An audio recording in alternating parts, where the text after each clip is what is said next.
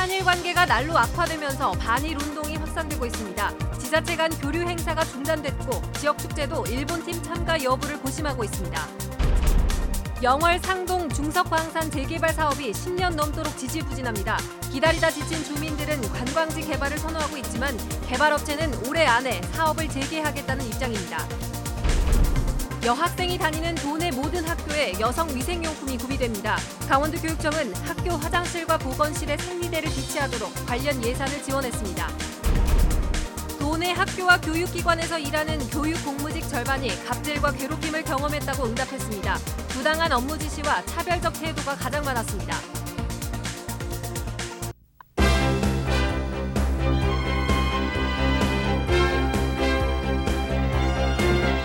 안녕하십니까? 뉴스데스크 원주입니다. 한일 갈등이 날로 격화되면서 지역에서도 반일 기류가 확산되고 있습니다. 각 지자체도 일본과의 교류 행사와 여행을 잇따라 중단하고 있고 그 외에도 한 달 앞으로 다가온 지역 축제에는 일본 팀을 부를까 말까 깊은 고민에 빠졌습니다. 보도에 조성식 기자입니다. 원주 시내 거리를 무대로 한 댄싱 카니발, 댄싱 팀들의 화려한 춤사위와 군인들의 절도 있는 군무, 거기에 해외 전통춤과 전문 공연까지 더해집니다. 지역 축제를 넘어 세계적 축제로 도약을 준비하는 상황. 하지만 최근 한일 관계가 악화되면서 원주 댄싱 카니발도 일본팀 참가를 두고 고민에 빠졌습니다.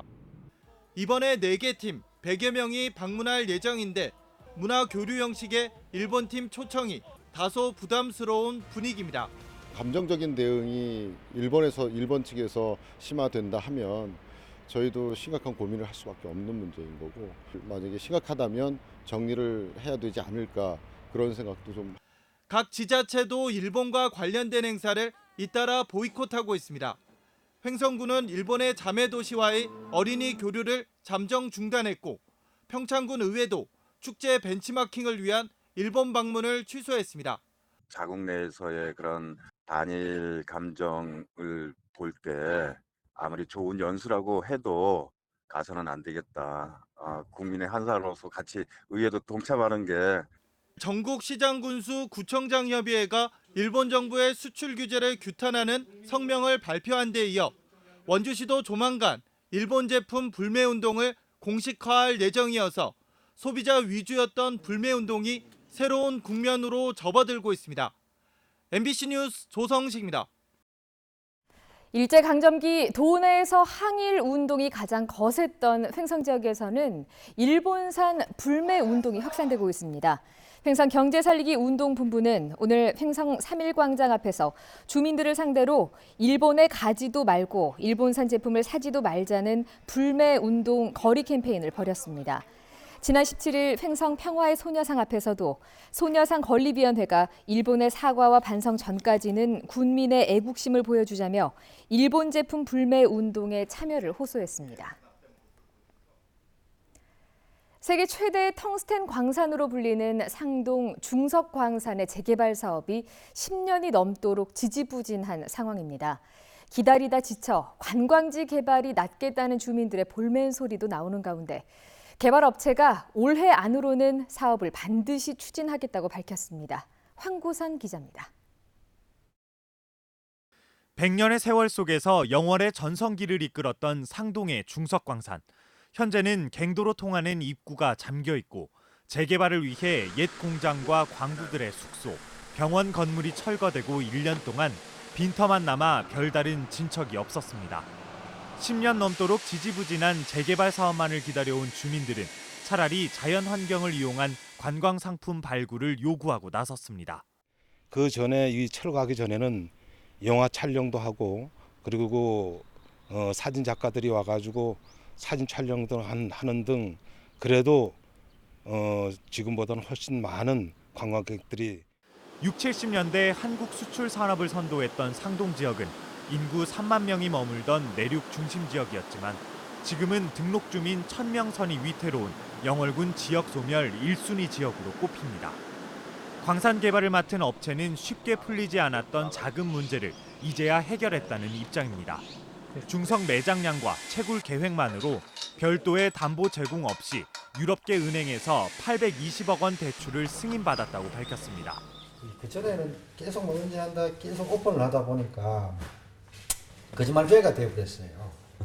그러니까 이제는 그렇게 안 하고 꾸준하게 이 일을 추진만 계속 열심히 하고 있고. 질 좋은 텅스텐을 가려내는 임시 채굴기를 이달부터 가동하고 올해 안으로 공장 착공을 시작할 계획. 당장 채굴 가능한 텅스텐 매장량은 1,440톤, 예상치는 1억 톤 분량으로 70년 동안 채굴할 수 있습니다. 세계 최대의 텅스텐 매장량을 자랑하는 중석광산이 재도약해 강원도 경제 발전에 이바지할 수 있도록 지자체의 적극적인 관심과 지원이 필요해 보입니다.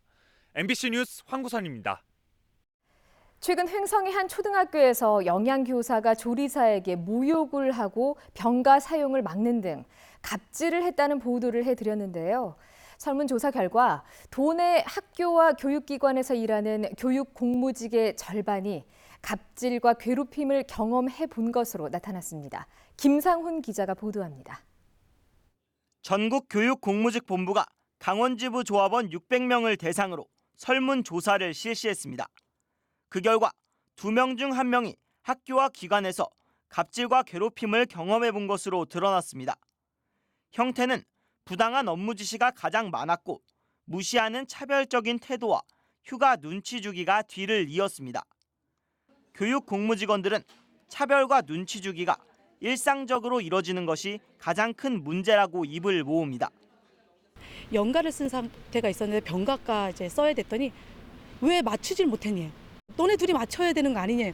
아니 연가랑 병가가 내가 생긴다고 생기는 게 아닌데. 교육 공무직은 정년이 보장되는 무기계약직. 교육청은 이들이 정규 교직원과 동등한 업무 환경에서 일한다고 주장하지만 이들은 부서 내에서 의견조차 내기 어렵습니다. 절차에 대한 부당성이나 이런 것을 이야기를 하면 저희가 좀 그거에 대한 업무 지시에 따르지 않은 것으로 인해서 징계를 내리려고 하거나. 지난 16일부터 시행된 직장 내 괴롭힘 금지법에 따르면 피해자는 사용자에게 괴롭힘 발생 사실을 알려야 합니다. 하지만 정작 교육 공무직 괴롭힘 가해자는 주로 학교 내 사용자인 교장과 교감이 지목됐습니다. 이처럼 사용자가 가해자인 경우가 많다 보니 갑질과 괴롭힘을 당해도 10명 중 7명은 그냥 참고 넘어가는 것이 반복되고 있습니다. 교육 공무직 노조는 시급한 처우 개선과 권리 강화를 통해 일상적인 차별부터 멈춰달라고 호소하고 있습니다. MBC 뉴스 김상훈입니다. 강원 산불 보도나 경주 지진 보도에서 보듯이 지역민의 목소리를 대변하는 지역 방송의 중요성은 결코 간과할 수 없습니다.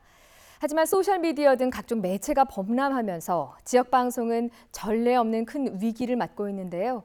오늘 그 해법을 모색하는 토론회가 열렸습니다. 김아연 기자가 보도합니다. 수도권의 인구의 절반이 모여 사는 중앙집권적 사회. 지역 언론 역시 열악한 재정 등으로 그 기반이 위협받고 있습니다. 콘텐츠는 다양한 플랫폼을 타고 국경과 지역을 넘나드는데 지역민들의 뉴스 소비에는 여전히 중앙미디어의 영향이 절대적인 상황. 안팎으로 위기에 직면한 지역 언론의 미래 전략을 찾기 위한 토론회가 열렸습니다. 참석자들은 지역 언론의 생존과 발전을 보장하는 것이 지방 분권 시대의 중요한 과제라는데 인식을 같이 했습니다. 지역 언론이 어떤 생존하고 발전하기 위해서는 우리 시대적인 그 흐름인 자치 분권과 함께 발을 맞춰야 된다고 생각을 합니다. 핵심은 법 개정인데 우선 방송법의 지역성 개념을 명시해 지역방송에 대한 지원 근거를 마련해야 한다는 목소리가 제시됐습니다. 나아가 지역방송특별법에는 지역방송 발전기금 등 구체적인 지원책이 필요하다는 점도 제기됐습니다. 현재 중앙과 지역의 방송통신 정책을 총괄하는 방송통신위원회와 별도로 지역방송의 정책과 지원을 담당하는 지역방송위원회 같은 기관을 설치하자는 제안도 나왔습니다. 지상파 방송 전반을 이런 인터넷, 모바일, 유튜브, OTT 이런 시대에 공공적인 그런 역할을 수행하는 미디어로 법에다 명시하는 게 필요하겠다. 무엇보다 지역방송이 다양한 시민 참여 모델을 시도하는 등 지역사회와의 유대를 강화해 그 존재 가치를 스스로 증명해야 한다는 자성의 목소리가 높았습니다. MBC 뉴스 김아연입니다.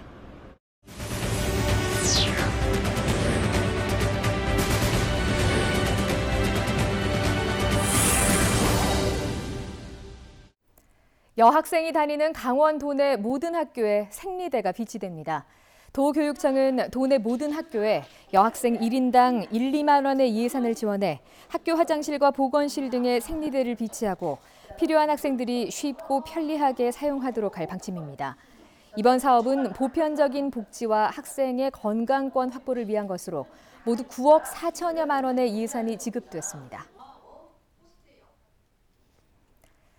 지난 5월 원주 MBC가 무허가로 다량의 위험물을 사용한 업체를 보도한 이후 강원도 소방본부가 후속 업무 처리 지침을 마련했습니다. 이번 지침에 따르면 무허가 위험물 적발 시 즉시 봉인 조치를 하고 사용자를 사법 처리하는 한편 제거 명령을 발부하도록 하고 있습니다. 이에 따르지 않을 경우 강제로 집행할 수 있는 방안도 포함됐습니다. 한편 도 소방본부는 원주 MBC가 보도한 업체를 비롯해 무허가 위험물을 사용한 도내 13개 업체를 적발했습니다. 부속병원이 없는 국공립 간호대학 학생들의 임상 실습을 위한 간호 시뮬레이션 센터가 강릉 원주대 원주 캠퍼스에 개소했습니다. 강릉 원주대는 보건복지부의 간호대학 실습 교육 지원 사업에 선정돼 국비 2억 원 등 총 3억 5천만 원을 들여 각종 시뮬레이션과 간호 실습 교육용 기자재, 장비 등을 구축했습니다. 대학 측은 시뮬레이션 교육 프로그램을 개발 운영해 간호학과 학생들의 병원 현장 적응력을 높일 계획입니다. 강원도가 3천만 원 이상의 지방세 고액 상습 체납자 28명의 출국 금지를 법무부에 요청했습니다. 출국 금지 대상자는 신규 요청 7명과 연장 요청 21명으로 28명의 체납액은 30억 9천만 원에 달합니다. 출국 금지는 법무부 장관이 심사를 거쳐 6개월 이내에 결정하고 대상자가 체납액을 납부하지 않으면 지방자치단체장은 출국 금지 연장을 다시 요청할 수 있습니다. 영업을 시작한 지 30년 이상이 된 이른바 100년 가게에 도내에선 4곳이 선정됐습니다. 중소기업 벤처부에서 추가로 선정한 전국 100년 가게 40개 가운데 도내에서는 원주에 있는 복추어탕과 시골집, 정선의 미락정, 인제의 상남 슈퍼마켓까지 모두 4곳이 포함됐습니다. 100년 가게는 30년 이상 된 업체 가운데 제품과 서비스 차별화 등을 평가해 선정하고 있습니다. 원주 상수원 보호구역 해제 협의를 위해서 횡성군과 군, 도의원, 피해대책위원회가 오늘 대전 수자원공사 본사를 합동 방문했습니다. 합동 방문단은 환경부와 원주시를 설득해 수자원공사가 적극적으로 나서줄 것을 요청했고 공사 측은 향후 횡성댐 물량으로 원주와 횡성 지역의 물 공급에 문제가 없다고 단정할 수 없지만 최적의 대안을 찾아서 환경부에 보고하겠다고 밝혔습니다. 또 연말까지 원주 상수원 보호구역 해제 여부를 최종 결정할 환경부를 방문해 횡성 지역의 강력한 해제 여론을 전달할 계획입니다. 원주시가 2045년 장기발전 종합계획 수립에 참여할 시민참여단을 위촉했습니다. 지난 1일부터 15일까지 공개 모집을 통해 선발된 37명의 2045 시민참여단은 앞으로 지역의 문제점과 자원을 발굴하고 온 오프라인을 통해 정책 제안 활동에 참여하는 역할을 맡게 됩니다.